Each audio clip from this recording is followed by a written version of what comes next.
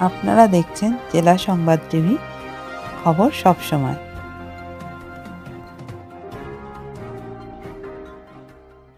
हिंसा से चुनाव जीतने का प्रयास करती है। हर चुनाव के बाद चुनावी हिंसा होती है। वो समझती है कि इससे भारतीय जनता पार्टी वाले डर जाएंगे। ममता दीदी, मुगालते में मत रहो, ये भारतीय जनता पार्टी है। हम तो मिट्टी में से ही बड़े हुए हैं, कमल तो कीचड़ से ही खिलता है।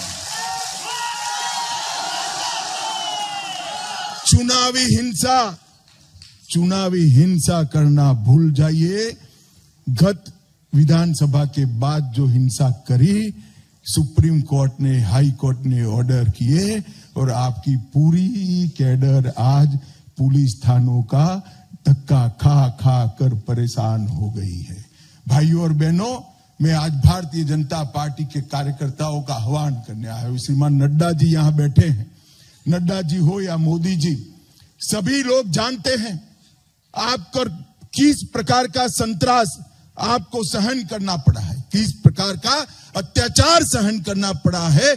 देश भर का, कश्मीर से कन्याकुमारी और द्वारिका से कामाख्या का भारतीय जनता पार्टी का कार्यकर्ता आपके साथ खड़ा है, आपके संघर्ष के साथ।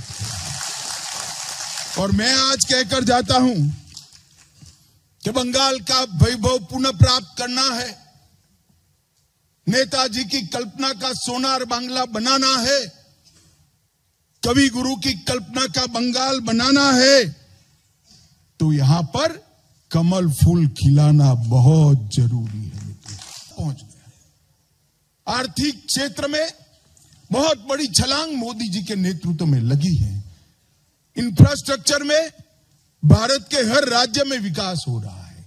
गरीबों के जीवन में हर राज्य में परिवर्तन आ रहा है, मगर बंगाल को कोई फायदा नहीं मिल रहा है, क्योंकि दीदी डरती है कि मोदी जी की योजनाओं को नीचे पहुंचाया तो जनाधार खिसक जाएगा।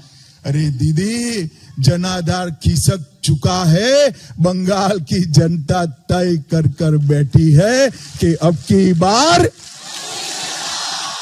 बार भाई और बहनों, बंगाल का विकास और भारतीय जनता पार्टी की सरकार, ये दोनों एक दूसरे के साथ जुड़े हुए हैं। मोदी जी ने 13 करोड़ लोगों को गरीबी की रेखा के ऊपर उठाने का काम किया है, मगर मेरे पश्चिम बंगाल के भाइयों बहनों को 5 लाख तक की स्वास्थ्य सुविधाएं नहीं मिलती है। आज भी 12 लाख किसानों को 6,000 रुपया नहीं मिलता है।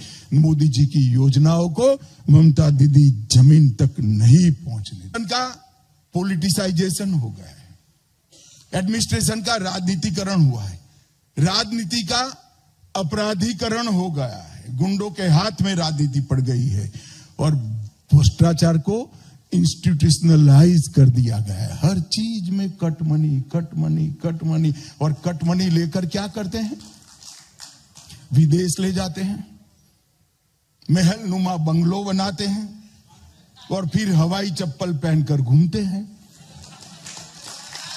भाई, एक कहां से बंगलो बना, इसका हिसाब युवाओं मांगना चाहिए या नहीं मांगना चाहिए? सोशल मीडिया पर मांगोगे या नहीं मांगोगे? अब बंगाल की जनता हवाई चप्पल से झांसे में नहीं आने वाली है।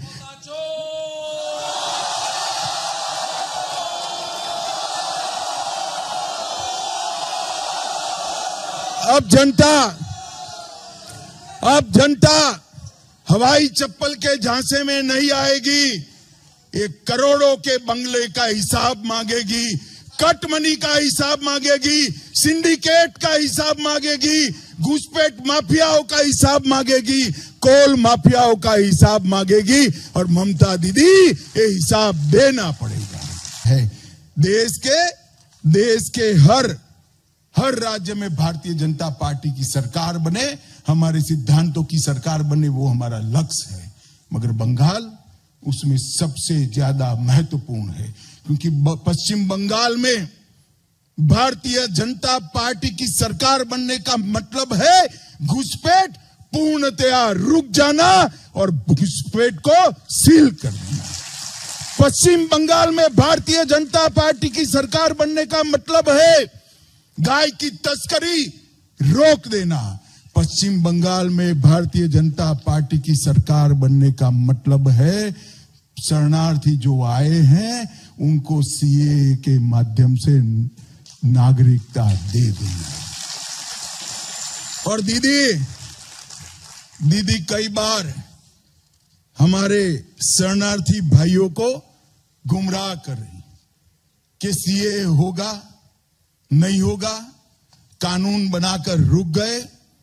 आज मैं आप सबके सामने कहकर जाता हूं, सीएए इस देश का कानून है, इसको कोई रोक नहीं सकता, सबको नागरिकता मिलने वाली है। ये हमारी पार्टी का कमिटमेंट है। जो भाई आसपास के राज्यों से प्रताड़ित होकर यहां आए हैं, उनको धर्म परिवर्तन की धमकी देकर भगाया गया है, उनके सम्मान की, उनके मान की, उनकी संपत्ति की, उनके अच्छे जीवन की रक्षा करना हर हिंदुस्तानी का फर्ज है और ये होकर रहेगा। दीदी आप चिंता मत करो। और ममता दीदी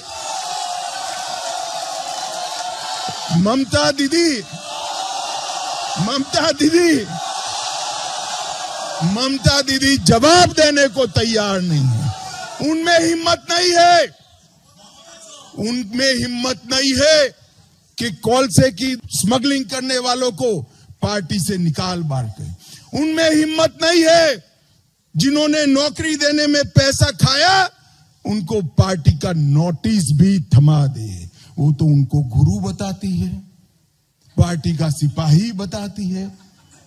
अब जिस पार्टी के सिपाही करोड़ों का भ्रष्टाचार करते हो, वो पार्टी कभी बंगाल का भला कर सकती है क्या? कर सकती है क्या?